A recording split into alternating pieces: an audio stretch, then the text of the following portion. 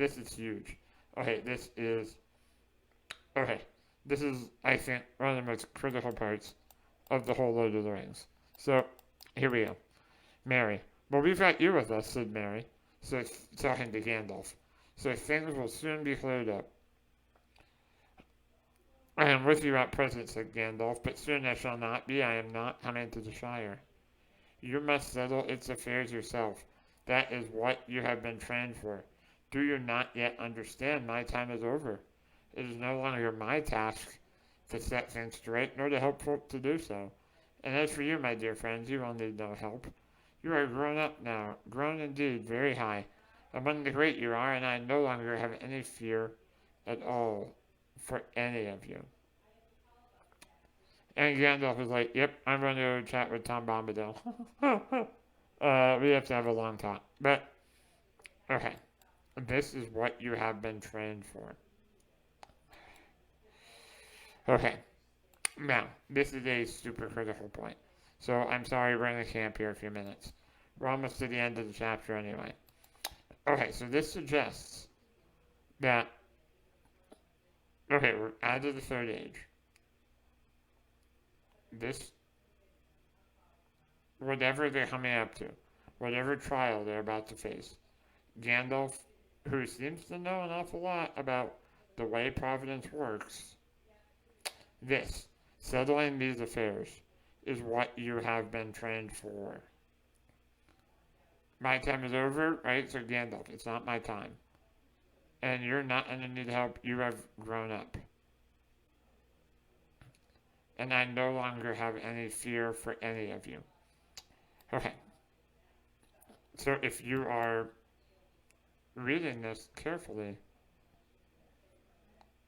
the purpose of this entire quest, this training that they've developed, was not.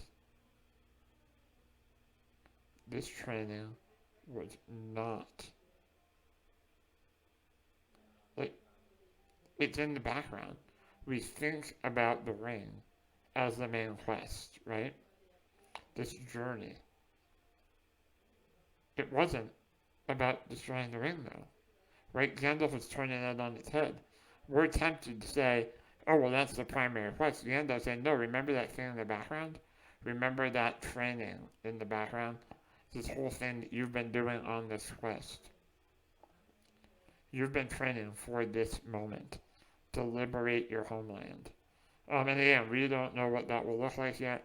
We don't know the situation really in the Shire, other than it's not great and there's pipe breed problems and blah, blah, blah.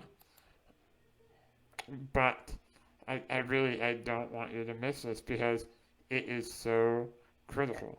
This is vital. If we don't understand this, I don't think we can understand the Lord of the Rings. The hobbits were sent on this journey to gain the skills in order to liberate their homeland.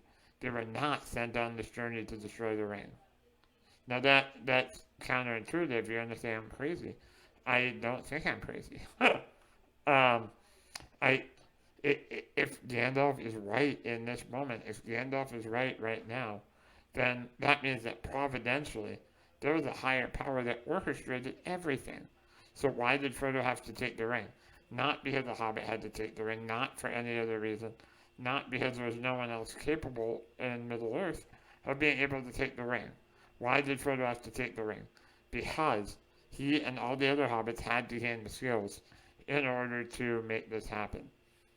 Now, this runs counter to just about everything in the narrative, because the whole time we've been thinking, I mean, Elrond even talks about that, right? This task is appointed to you, right? Elrond even points to that. This is Frodo. It's your job. It's you. You're the man. You're the hobbit. And yet, here, Gandalf is flipping this all upside down and suggesting, oh, hey, no, time out, guys. This is the reason. The reason was not to destroy the ring. The ring had to be destroyed, but the reason that the hobbits had to go was not because the hobbits had to be the ring destroyers. It was because the hobbits had to be prepared to liberate their homeland. See, It's crazy, and you're probably disagreeing with me right now. If any of you who are listening, throw some comments in, tell me I'm crazy. But I, it's so ridiculously true. If what Gandalf said is true, that you've trained for this time, do you not yet understand this liberation of the Shire, this fight to protect the good of your homeland, is indeed what you have been trained for. You are not trained to destroy the ring. You are not trained to become knights in Rohan and Gondor. You are not trained to become a gardener, for crying out loud. You were trained to liberate your homeland. You went on this journey for the training. And right at the end of that passage, among the great you are, and I have no longer any fear at all for any of you. Implying that at the beginning Gandalf had fear for them, that they would not be able to do this. But now they can. So it's so critical to understand this passage. Yes, destroying the ring was important. Yes, it had to be done for the good of Middle-earth. Yes, someone had to do it. Yes, Frodo was able to do it. But providentially. Okay, so let's say Elrond took the ring, right? Or let's say Aragorn took the ring. Or whatever, right? Someone else. Okay, the four hobbits go home.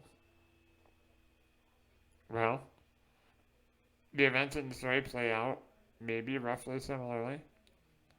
The Shire gets into whatever bind it finds itself in now, that we will talk about more next week. We get to that point. Now you have four useless hobbits at home, and who's going to liberate the Shire? Now again, we don't know how that happens yet, right? We haven't read that. So at this point, obviously as readers, we don't know that, but this is the purpose of why you went on this mission. The reason that you hobbits had to go, the reason that you've been training all this time was for right now. You didn't go through all of that to destroy the ring. Even destroying the ring was part of the preparation for this.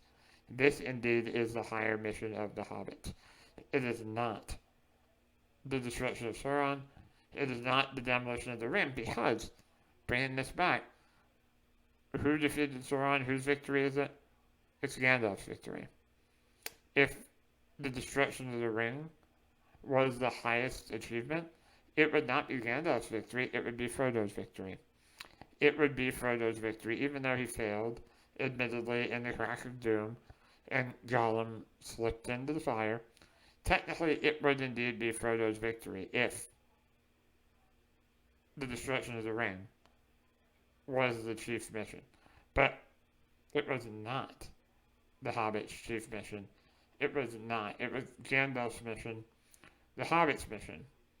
The entire purpose of them going on this journey was not to destroy the ring. It was to prepare them for this moment right now, where they have to go and fight in a way that they would not have been able to fight if they had not gone on this journey. So I don't know how I can make it any clearer, but I hope this line stands out to you. I hope it makes sense to you. I've tried to articulate it relatively clearly. Maybe I failed. But I don't think that we can ever look at the story and be like, oh, and this is why it's such a travesty, what happened at the end of the movies. In general, I love the movies. I mean, I do. Some people really hate them. I still love the Lord of the Rings movies. I think they're very fine films, but I can't believe they left out this final part. Why? Because it is the Hobbit's chief mission, for crying out loud. Like, what? You take out Frodo's number one mission, and you just imply that the destruction of the ring was his chief mission. It was not. That was part of Gandalf's mission.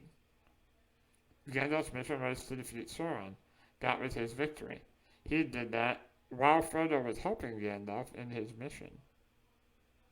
He also gained the skills needed to now complete his mission. So I hope that makes sense. I really do. And again, if I didn't articulate it well, leave me some comments. Give me a shout out. Let's talk about it.